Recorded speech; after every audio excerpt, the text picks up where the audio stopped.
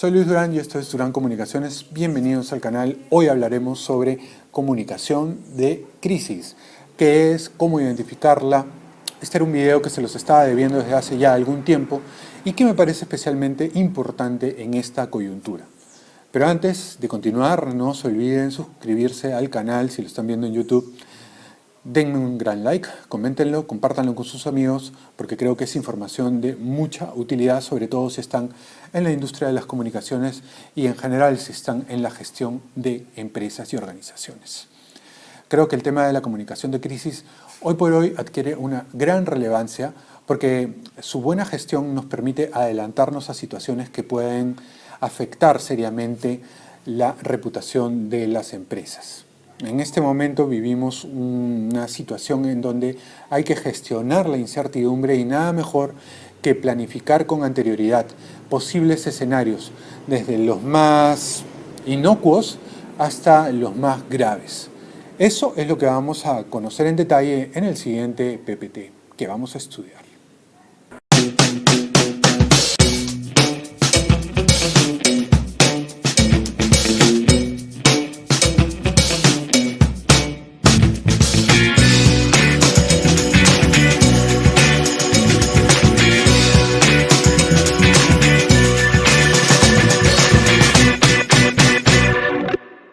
Pues bien, vamos a conocer cuáles son los elementos que están alrededor de la gestión de la crisis en términos de comunicación. Y como les comenté, el objetivo de este video es que podamos, por un lado, saber identificar una crisis de comunicación y por otro lado, conocer las claves básicas de actuación cuando nos encontramos en un contexto de gestión de la comunicación en el marco de una crisis.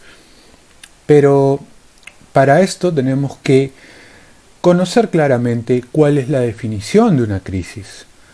Tenemos que hablar en términos de una definición que nos permita entender toda la gestión en general. Y en ese sentido tenemos que distinguir que hay por lo menos 4 elementos distintivos en una crisis. Primero, que es decisiva, luego el factor sorpresa, la trascendencia y el compromiso con la reputación. De ese modo podemos redactar una definición parecida a esta que tenemos acá. Y decimos que toda crisis es todo hecho o situación decisiva para la existencia o futuro de la empresa que se produzca por sorpresa, al margen de las decisiones de los gestores, con trascendencia e importancia para el público, información insuficiente, que tratan de completar los medios y que compromete a la reputación, capacidades y credibilidad de la empresa. ¿Por qué es importante trabajar con una definición de esta naturaleza? Porque en muchas ocasiones los líderes, los gerentes generales, los directivos, los propios dueños de las organizaciones en general, creen que cualquier anomalía puede ser una crisis. Y al revés, a veces cuando estamos en una crisis, los tomadores de decisión no saben identificar que están en una crisis. Por eso es importante tener una definición clara. Y estos son los elementos que están alrededor de una crisis. Hay un ambiente de ansiedad y de ruptura interna. Impacta en el negocio y sus recursos. Altera el relacionamiento corporativo. Incrementa la vigilancia de los reguladores. Y cambia la organización para siempre. En un entorno como el actual, en una coyuntura como la actual, como se los he comentado en otros videos, hay muchos reguladores que están especialmente interesados en el desempeño de las organizaciones. En este caso, específicamente, el regulador de salud está súper interesado en cómo se está gestionando los recursos humanos, la producción, el relacionamiento con clientes. El regulador de trabajo también, porque Sabemos que en una crisis de esta naturaleza como la que estamos viviendo, la economía se ve seriamente afectada. En ese sentido, muchas compañías podrían estar pensando en desvincular o despedir trabajadores directamente. Hay algunas legislaciones que no permiten desvinculaciones ni despidos durante el periodo que dure la crisis o la situación de crisis en general del país. Bien, entonces, ¿cuáles son los elementos que definen una crisis? En una crisis hay riesgo, hay un riesgo para el desarrollo de la reputación del negocio, para la imagen del negocio. En muchas ocasiones además nos coge de sorpresa y lo que siente la gente dentro de la empresa es una sensación de falta de control, falta de conocimiento preciso de lo que está sucediendo en el momento. También hay una sensación de inercia. La empresa, cuando no está preparada para una crisis, simplemente se deja llevar. Se deja llevar por el momento, por la situación, nadie sabe cómo responder. Luego, la gente está confundida. Hay mucha información, o hay información de más, o hay información por defecto. La cosa es por exceso o por defecto. Y en muchas ocasiones es contradictoria. Luego, los medios de comunicación generalistas están implicados, están muy interesados en lo que esté sucediendo con la organización. Y generalmente en 6 se suele agravar por decisiones impulsivas o por no seguir procedimientos establecidos, porque no se sigue el protocolo. Si no tienes protocolo es peor aún. Pero se tiende a agravar, las situaciones de crisis se tienden a agravar cuando no tenemos un protocolo claro. A ver, una crisis se da ¿cuándo? Cuando vemos que hay víctimas mortales o heridos, estamos hablando de una crisis. Cuando afecta la imagen de la compañía, sus marcas, sus proyectos, sus directivos, un escándalo de repente con algún directivo de la empresa, estás en una crisis. Cuando esa situación provoca la intervención de terceros, autoridades, servicios de emergencia, estamos en una crisis. Cuando hay una implicación legal grave, estás en una crisis.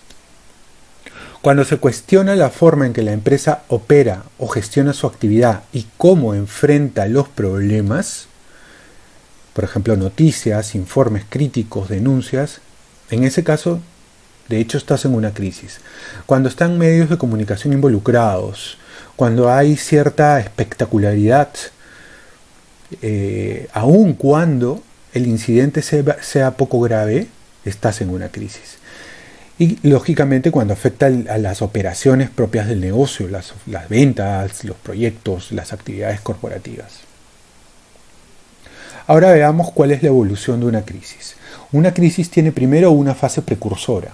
En una precrisis hay una serie de alertas que te van indicando que eventualmente puedes enfrentar una crisis. Normalmente en este punto deberías actuar cuando tienes un protocolo. El protocolo te ayuda a identificar que podrías estarte enfrentando a una crisis aun cuando todavía no estás en ella. Estás en una etapa de precrisis. En algún video lo mencioné. Luego viene una fase de estallido de la crisis. La crisis ya ocurrió, ya estás en el tema. Ocurren diferentes circunstancias alrededor. Si estás preparado vas a poder activar el protocolo de crisis. Si no, pues probablemente ocurran una serie de decisiones contradictorias que ocurren de un momento a otro, que no han tenido una previa preparación. Luego viene una fase crónica, que es un periodo de análisis interno de lo que ha sucedido. Es una fase también de duelo, se le denomina de duelo porque recién estás empezando a resarcir heridas, a curarte de ellas. Y finalmente hay una parte de la resolución de la crisis, reparas daños y estás listo para operar de manera regular. normal, ya no hay problemas. Bien, ahora vamos a hablar de los enfoques que hay alrededor de una crisis. Hay un enfoque reactivo, y yo creo que la mayoría de nosotros, por lo menos quienes hemos experimentado crisis, creo que hemos estado dentro de un enfoque reactivo porque no muchas compañías tienen un protocolo de comunicación para situaciones de crisis. Entonces, hemos visto esto, que en un protocolo de tipo reactivo, de enfoque reactivo, se gestiona la comunicación solo cuando el conflicto ya estalló, cuando ya todo el mundo lo conoce, ya sabe que está sucediendo. Impide facilitar información a la velocidad que requieren los stakeholders afectados. O sea, piensa en una planta envasadora de alimentos que ha tenido un accidente dentro de la propia planta, un incendio tal vez. En el instante los stakeholders internos necesitan información, las familias afectadas, los propios trabajadores. Luego se van a involucrar medios de comunicación, reguladores, clientes, etc. No hay información y la gente en ese instante requiere mucha información. Recuerden siempre que cuando esos espacios de necesidad de información no están cubiertos, esos se cubren con rumores, y los rumores pueden venir de cualquier medio, incluso de la propia empresa, de un trabajador que sale y habla, de una fuente X que surte de información a un periodista. O sea, y normalmente los rumores, al ser fuentes no oficiales, tienen cierto matiz de malignidad, ¿no? Y van a afectar seriamente a la empresa. Luego, solo permite tratar de parar el golpe, pues se ha perdido toda iniciativa. En ese instante ya no hay capacidad de reacción de la compañía. Intenta vanamente en asimilar el golpe que has recibido y tratar rápidamente de recuperarte del golpe. Luego, profundiza la percepción negativa que tienen los stakeholders afectados, pues encuentran una organización sin respuestas, ¿no? Eso es muy penoso, tener una organización que no sabe cómo gestionar. Se ve muy mal. Las respuestas tardías son menos efectivas y creíbles. Así las respuestas sean buenas, ya perdiste el factor credibilidad, ya nadie cree en ti. Se ve mal cuando una compañía responde de manera tardía. Pierde la confianza que es tan complicada de generar, ¿no? Incluso en nuestras propias relaciones humanas, el factor confianza es muy importante. Cuando se rompe, piensen en sus parejas, en las amistades. Pero bueno, piensen en las parejas, que es más gráfico. Cuando se rompe la confianza, ya nada puede ser igual, y la reparación de los daños es muy lenta. Es así, es una relación de pareja en muchos casos también, la relación que hay. Es un poco el mismo feeling, ¿no? Pero ¿qué pasa cuando seamos proactivos? Cuando tenemos y hemos trabajado en un protocolo de comunicación.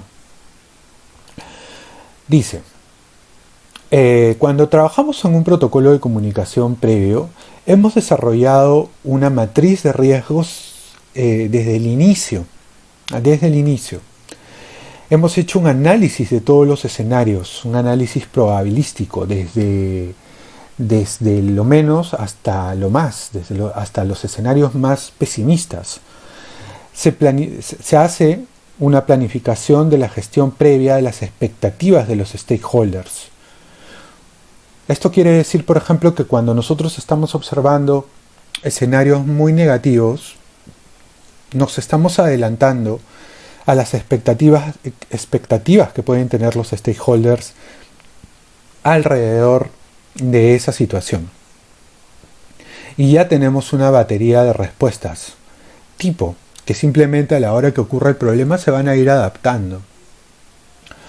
Luego, se tiene el diseño detallado del día D, los issues corporativos. ¿Qué es el día D? Previamente tú estás trabajando en un día tipo, un día modelo, en donde ocurre el problema.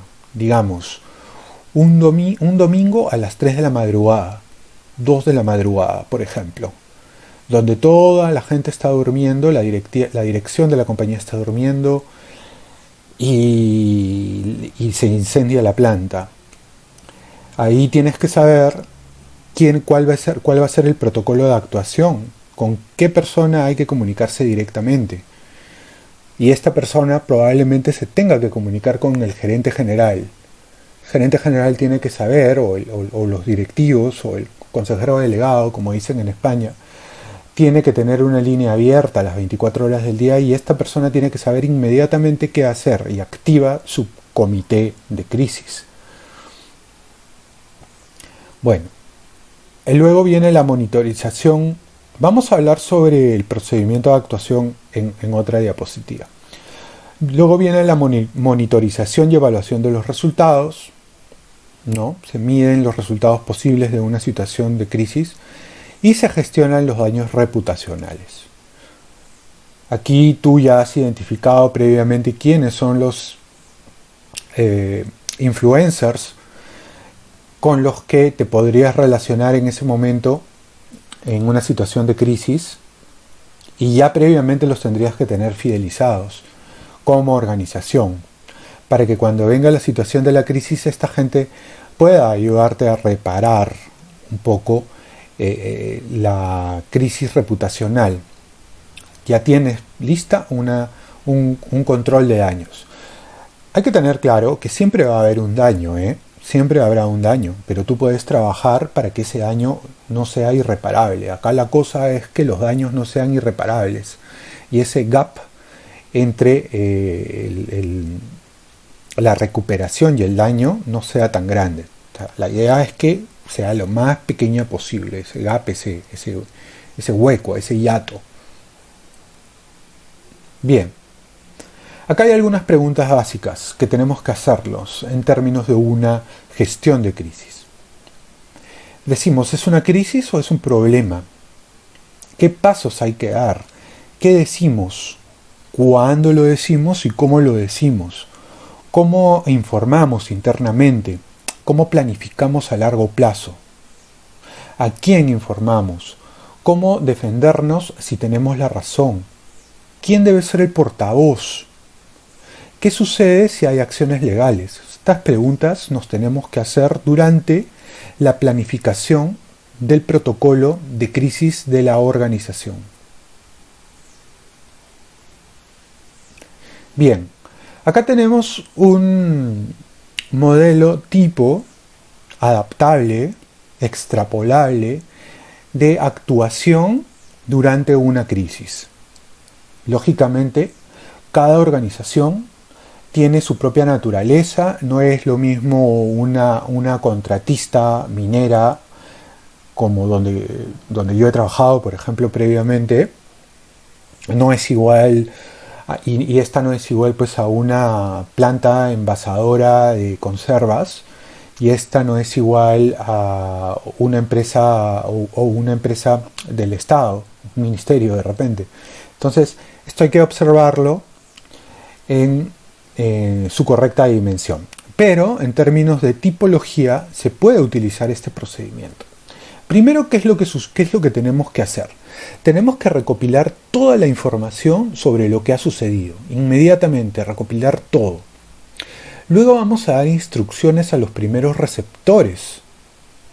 Para esto ya tenemos nuestro comité listo, preparado, con nombres. Luego tenemos que verificar que se ha informado a las personas de la organización que están afectadas, ¿no? Por ejemplo, si hemos tenido un accidente de trabajo, pues la familia tiene que saber, es la primera que tiene que saber lo que ha sucedido. La primera. Y tiene que haber un protocolo de acercamiento a la familia, además. Tú no puedes acercarte, yo sé directamente, de primera mano, que en esa vehemencia del momento, cuando había un accidentado y fallecido, El gerente general ha ido donde la familia se ha acercado y ha prometido el oro y el moro para cubrir gastos, cosa que está bien, se debe hacer, es importante el acercamiento humano y la compañía, pero también hay que tener mucho cuidado con los mensajes que nosotros estamos dando en ese instante. Sigo. Indicar a las personas de las áreas implicadas que no deben hacer declaraciones. Aquí nos vamos acercando a un principio súper importante en términos de comunicación, que es un solo canal de comunicación, un solo canal de comunicación. Siempre recuerden eso, chicos, debe haber un solo canal de comunicación, no muchos canales de comunicación, porque ocurre el efecto 1, rumor e información contradictoria. Luego, hay que recopilar la información útil, datos técnicos, contratos, pólizas. Pasamos al segundo punto, al siguiente punto donde decimos alertar a los asesores jurídicos. Ahí tenemos que ver cuáles son las implicaciones jurídicas de lo que está sucediendo. Hay que tener mucho cuidado porque si no tenemos claro cuáles son las implicaciones jurídicas, podemos dar pasos en falso y eso puede tener un efecto de rebote en contra de nosotros. Implicaciones jurídicas cuando aplique, ¿cierto? Luego, organizamos el seguimiento de noticias en los medios de comunicación. Ustedes saben que las noticias ya en este punto son muy rápidas en función a la dimensión del problema, pueden ser incluso más rápidas. En los medios sociales va a ser muy rápido. Si esto ocurre y empiezan a hacer en los medios online, hay que ver en qué momento puede pasar a los medios offline. Aquí es muy importante también gestionar el online, evitar que pase al offline lo más que se pueda. Luego hay que organizar la comunicación en el caso de que haya víctimas, conocer su estado y gestionar el contacto con los familiares. Recién acá empezamos a conversar con los familiares. Ojo, ahí yo quiero aclarar algo.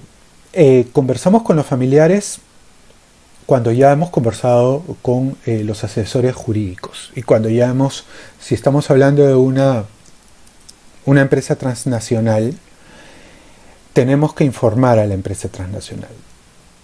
Yo quiero hacer aquí una pequeña mención, porque me ha sucedido. ¿Qué pasa si estamos en una compañía transnacional, multinacional si quieren, que tiene unos protocolos muy verticales? Por ejemplo, la central está en Holanda y la central necesita estar informada de lo que sucede en sus operaciones, por ejemplo, en el Perú, donde yo estoy. Y ni siquiera en Lima, sino muy metida en los Andes peruanos. Es un problema porque no puedes actuar con rapidez.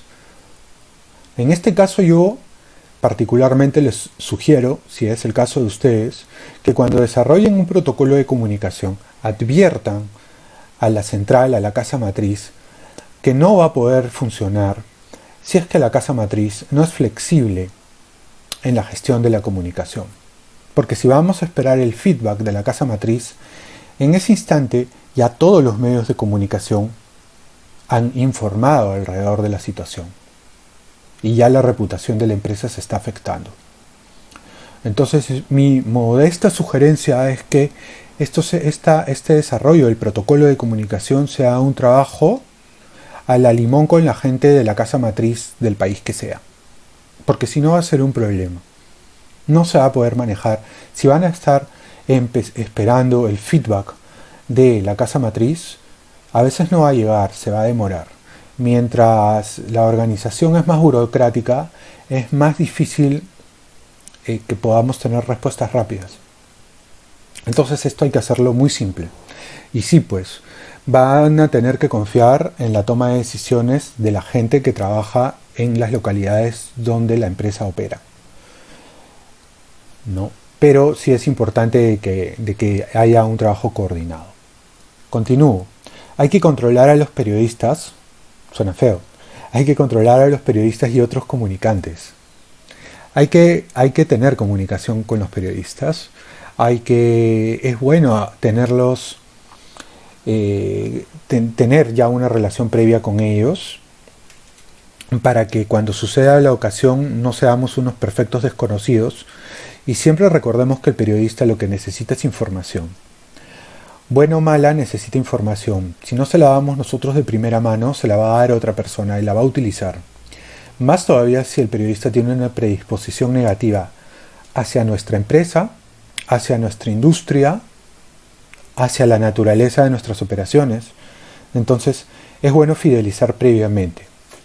Y la mejor fidelización es otorgando información que sea rica, oportuna, concisa, sobre la naturaleza de nuestro negocio. Por eso es importante la comunicación. Luego, hay que elegir el portavoz más adecuado para el caso. Lo ideal es que cuando ustedes desarrollen su protocolo de comunicación hayan hecho un media training con gente de la organización e identificar quién es el más apropiado según la naturaleza de la situación. Por ejemplo, el gerente general no debería de salir, desde mi punto de vista no debería de salir siempre, sino para dar información que es importante y sobre todo para dar información que tranquilice a los stakeholders. No se puede quemar. Yo he visto ayer, cuando se ha grabado, cuando esto se está... Bueno, esto lo estoy grabando en plena pandemia, en realidad, y aquí en el Perú hay una situación con las AFPs. Entonces, el sistema está un poco cuestionado. Y he visto cómo el gerente general de una de las AFPs peruanas sale en vivo y en directo con una periodista en prime time en la noche, y la periodista lo cuestiona y en algunos momentos he sentido que estaba un poco atrapado. De hecho, en su apuro, menciona algunas palabras que son negativas, creo, para su industria. Como decir, por ejemplo, que algunas de los propios activos que la compañía, que la AFP tiene invertido, estaban en pérdida. Entonces, dar ese mensaje suena mal. Creo que para esas cosas un portavoz que haya pasado por un proceso de media training hubiera sido lo más indicado para dar una serie de mensajes que tranquilicen a la gente y evitar palabras que de repente en el apuro de querer dar explicaciones consecuentes puedan sonar negativas para los stakeholders de la AFP. Hay que tener mucho cuidado con eso. Luego hay que identificar y priorizar los públicos para comunicar según la crisis, llevar un registro detallado y cronológico de los acontecimientos, su evolución y anotarlos en detalle, y luego controlar declaraciones de terceros, anotarlas, tener un registro de estas declaraciones porque nos pueden servir, autoridades, organismos, reguladores, afectados, servicios de urgencia y seguridad, grupos sociales, asociaciones de consumidores, sindicatos, sectores, otros. Todo hay que registrarlo, todo hay que anotarlo y hay que anotar lo que nosotros mismos estamos diciendo como organización también. Recuerden que lo que nosotros digamos puede ser utilizado en nuestra contra y eso va a significar un gran daño reputacional. Bien, ahora, evaluación de una crisis. Acá tenemos que tomar en cuenta los siguientes indicadores: las causas, la gravedad del problema, el impacto sobre la actividad en general, el impacto sobre el negocio, qué factores son los que agravan la situación y cuáles son los afectados o implicados potenciales. Esos son los elementos que deben ustedes tomar en cuenta a la hora de hacer la evaluación de la crisis. Tenemos dentro de los escenarios de una crisis diferentes tipos de riesgos. Hay tipos en relación directa a los afectados, ¿no? O sea, el riesgo directo de tener un accidente. Los riesgos legales que pueden afectar a la empresa, los riesgos de difusión que hay alrededor de una crisis y los riesgos reputacionales alrededor de la confianza que tienen los stakeholders sobre nuestro negocio.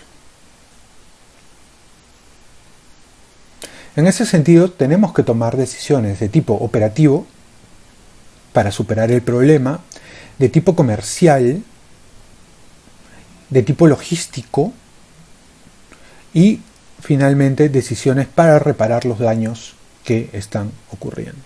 Por ejemplo, una compañía en esta coyuntura de la pandemia que nosotros estamos viviendo, una coyuntura en donde tal vez una empresa no tuvo un buen comportamiento en el pasado, pero ahora está intentando liderar campañas de donación para las poblaciones más vulnerables de esta crisis general, tal vez sea un mecanismo para reparar daños, ¿no? O sea, eso hay que valorarlo, hay que valorar qué tipo de decisiones también en perspectiva, en el futuro, podrían la compañía tomar para reparar sus propios daños reputacionales. Aquí nos estábamos refiriendo precisamente a esto.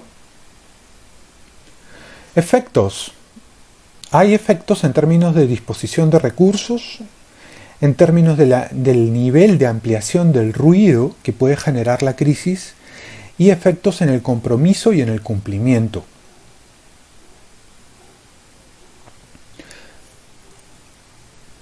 Hay que tener, en términos de comunicación, ya lo saben, esto está más o menos claro, tenemos que trabajar en términos de los mensajes que vamos a utilizar, de a qué niveles vamos a utilizar estos mensajes, entre qué públicos vamos a trabajar y cuáles van a ser los canales adecuados en los que vamos a trabajar en términos de la gestión de la comunicación en tiempos de crisis.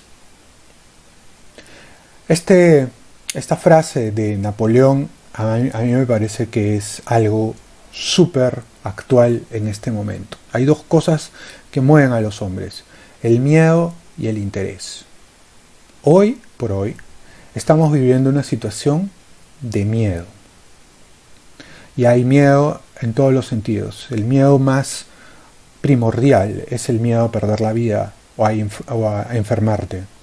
Ese miedo lo compartimos, creo, todos, ¿no? Aun cuando esta situación no tenga un porcentaje de mortalidad tan grande, pero basta con que veamos lo que ocurre en España o lo que ocurre en Italia o en Nueva York para ver que las cosas se pueden potencialmente agravar. Ok, ahora miremos cuáles son los hándicaps que tenemos que tomar en cuenta en la gestión de la comunicación en tiempos de crisis. Hay diferentes personalidades. Cada uno de ustedes conoce la naturaleza y las personalidades de sus gestores, de sus tomadores de decisión. Ya los conocen, ya los han visto, ya saben cómo podrían comportarse. Aquí más o menos están todas las personalidades que no son excluyentes en relación a alguna crisis de comunicación. Hay gente que es muy confiada, hay gente que cree que no va a suceder nunca nada, hay gente que duda, que es bastante desesperante, por cierto. Hay gente que es muy audaz, ¿no? Que toma decisiones sin pensar. Hay líderes que tienen mucho miedo, que todo les genera miedo. Hay gente que es muy hiperbólica, que considera que ya es el fin del mundo, que ahorita mismo estamos en el fin del mundo, y hay gente que es tirada o que se orienta exclusivamente a la organización, ¿no? Que es más bien corporativa. Bien, en ese sentido, ¿cómo suelen reaccionar? Por ejemplo, las personas que tienen mucho miedo reaccionan a destiempo. Desarrollan alertas inadecuadas. Luego no tienen información. La información que tienen luego está tergiversada. Tratan de ocultar y esa reacción en cadena genera descontrol. Huye del descontrol. Bien. En la gestión hay algunos riesgos que tenemos que suplir que es el desacompañamiento de la crisis, es decir, la gente no está involucrada en la crisis, la gente de comunicación misma no está totalmente empapada de la crisis y probablemente no porque no quiera, sino porque no puede, porque ese es un gran problema y eso yo se lo digo a la gente de comunicación que de repente no está trabajando en términos estratégicos. En muchas ocasiones no te dejan participar en las reuniones estratégicas o no quieren que participes porque hay una idea de la comunicación bastante primitiva, cuando la comunicación en realidad es la gestión del intangible más importante de la empresa, que es su reputación. Si la empresa no tiene reputación, no tiene sentido su existencia. Entonces no dejan que el equipo de comunicación esté presente en la toma de decisiones estratégicas. Luego, puede haber una extremada mediatización de la situación, ¿no? Hay mucho medio de comunicación interesado, involucrado.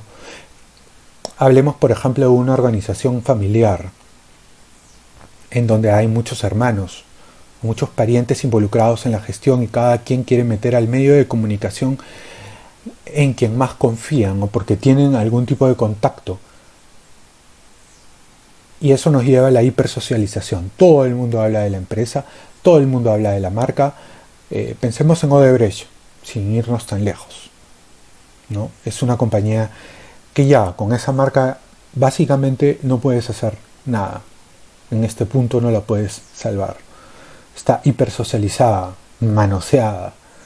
No puedes trabajar con esa marca ya. Entonces, en una organización de ese tipo, ¿qué tenemos? Tenemos una confusión de roles. Todos hacen todo o nadie hace nada. O todos hacen exactamente lo que está equivocado. Luego es una organización dejada, es decir, que no le interesa nada.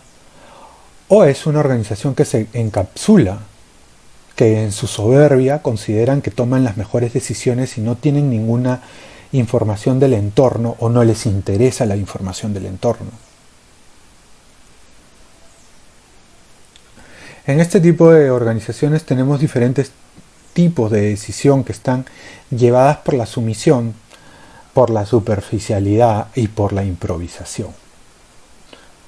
Sumisión porque simplemente reaccionas a los estímulos del entorno, tomas decisiones superficiales que solamente tratan de maquillar una situación y son improvisadas porque ocurren de un momento a otro, no están estudiadas previamente. Muy bien, eso ha sido todo en cuanto a esta presentación. Recuerden que esta información es extrapolable y adaptable a cualquier realidad. Y hoy es más relevante que nunca en la medida que estamos gestionando la incertidumbre en términos de comunicación y en términos de gestión. Espero que les haya gustado este video. Si es así, regálenme un super like, suscríbanse al canal, activen la campanita para activar las notificaciones, compartan y comenten. Y en LinkedIn ubíquenme como Luis Jesús Durant. Conmigo, hasta la próxima.